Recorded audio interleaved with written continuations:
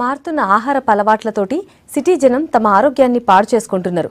Busy లైఫ్లా healthy ఫుడ్కి ప్రాధాన్యం ఇస్తలేరు. రోడ్ల మీద బేకరీలలో జంక్ ఫుడ్ తింటున్నారు జనం. పైసలిచ్చి రోగాలు కొని తెచ్చుకుంటున్నారు. ఇప్పటి పరిస్థితులల్లో ఆరోగ్యాన్ని కాపాడుకోవాలంటే ఆహార విషయంలో జాగ్రత్తలు అవసరం అంటున్నారు డాక్టర్లు.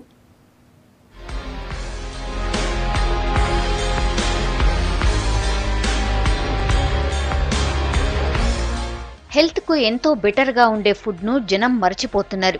ఇప్పుడంతా జంక్ ఫుడ్ కు అలవాటు పడ్డారు. ప్రోటీన్లు, విటమిన్ల లోపంతోని బాధలు పడేటోళ్లు సిటీల 70% మంది దాకా ఉన్నారట. దేశంలోన్న మెట్రో సిటీలల్లా మారుతున్న జీవన శైలి మీద Indian market research bureau survey చేసింది. మెట్రో జనం ఎక్కువగా ప్రోటీన్లు లేని ఆహారం తీసుకుంటున్నారని సర్వేల తేలింది.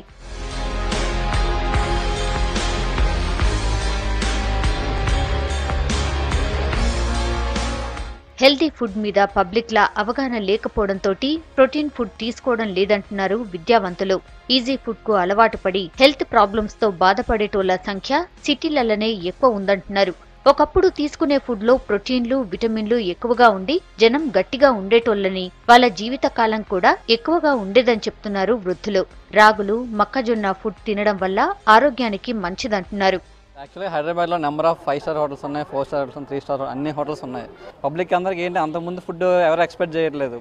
పిజ్జాలో బర్గర్ అందరికి కావాలి. అది పోషకాలు ఎందుకు తగ్గిపోతున్నాయి అంటే ప్రతి దాంట్లో పొల్యూషన్ పెరిగిపోతుంది, కల్తీలు పెరిగిపోతున్నాయి. ఇప్పుడు మేము ఎక్కువ శాతము జొన్న రొట్టె తినేవాళ్ళం. మేము రైస్ చాలా తక్కువ వాడేవాళ్ళము, రాగి ఇట్లాంటి ఎక్కువ వాడేవాళ్ళం. ఇట్లా నేచురల్ ఫుడ్కు ఎక్కువ ప్రిఫరెన్స్ ఇచ్చేవాళ్ళం. అప్పుడు అట్లా సిస్టమేటిక్గా ఆ ఆహారము, ఆ నియమాలను పాటించడం వల్ల ఇప్పటికీ ఈవెన్ దో ఇప్పుడు 70 కానీ నేను ఒక 5 సంవత్సరాలు, 60 సంవత్సరాలు, 65 సంవత్సరాల వరకు కూడా కనీసం 10 కిలోమీటర్లు ఇట్లా నడుచుకుంటూ వెళ్ళేవాడిని.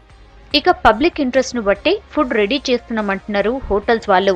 వేపుళ్ళు, పిజ్జా, బర్గర్లపై యూత్ ఇంట్రెస్ట్ చూపిస్తున్నారని చెప్తున్నారు. తప్పని పరిస్థితులలోనే ప్రోటీన్ల సంఖ్య తక్కువ ఉన్న ఫుడ్ ను తయారు చేస్తున్నామంటున్నారు. పోషకాలది ఆలోచిస్తే మంచిగా ఏంటనేది టేస్ట్ అనేది చాలా డిఫరెన్స్ అయిపోయింది. ఇప్పుడు ఏది ఉన్నా అక్కడ కనిపించడానికి మంచిగా కనిపించాలి, తినడానికి కొంచెం డిఫరెంట్ టేస్ట్గా ఉండాలి. పాతకాలంలో ఏవైతే ఫుడ్ రొట్టెలు, జొన్న రొట్టెలు, అంబలి అది మేము పెడితే అది గెస్ట్ వచ్చే ఛాన్స్ ఉండదు. అందువలన వాళ్ళ నచ్చింది మేము కూడా చేంజ్ చేయాల్సి వస్తుంది. పబ్లిక్ ఇంట్రెస్ట్ చూపెట్టాలంటే అవేర్నెస్ తీసుకురావాలి. మనం అవేర్నెస్ తీసుకురావాలంటే అందరు కలిసి కృషిగా పనిచేస్తేనే అవేర్నెస్ వస్తుంది. మంచి ఆహారపు అలవాట్లతోనే ఆరోగ్యంగా ఉండొచ్చని చెప్తున్నారు యోగా బోధకులు. జిమ్, యోగా, వ్యాయామం రోజు ఏది చేసినా తీసుకునే ఆహారం ముఖ్యమంటున్నారు. డైలీ ఫుడ్లా ప్రోటీన్స్, విటమిన్స్, కార్బోహైడ్రేట్స్ సమానంగా ఉండేటట్టు చూసుకోవాలంటున్నారు డాక్టర్స్. ఆరోగ్యంగా ఉండాలి అనుకున్న వాళ్ళు ఒక్కసారి కొంచెం వెనక్కి వెళ్ళి, అంటే మనం అంతకుముందు ఎలాంటి ఫుడ్ తినేవాళ్ళం, ఎలాంటి ఫుడ్ తిన్నప్పుడు ఎంత హెల్దీగా ఉన్నాం అనేది ఒక్కసారి ఆలోచిస్తే మన జీవన విధానం మారిపోతుంది అనమాట. రోజు లేవడం, 1 గంట ఎక్సర్సైజ్ చేసుకోవడం, మార్నింగ్ మనం లేచినప్పటి నుంచి మన జీవన విధానాన్ని కనుక ఫుడ్ ద్వారా కన్వర్ట్ చేసుకుంటూ మలుచుకుంటే ఆరోగ్యంగా ఉండడం చాలా ఈజీ అనమాట. ఫుడ్లో 3 మెయిన్ ఐటమ్స్ ఉంటాయి: ప్రోటీన్స్, కార్బోహైడ్రేట్స్, ఫ్యాట్స్.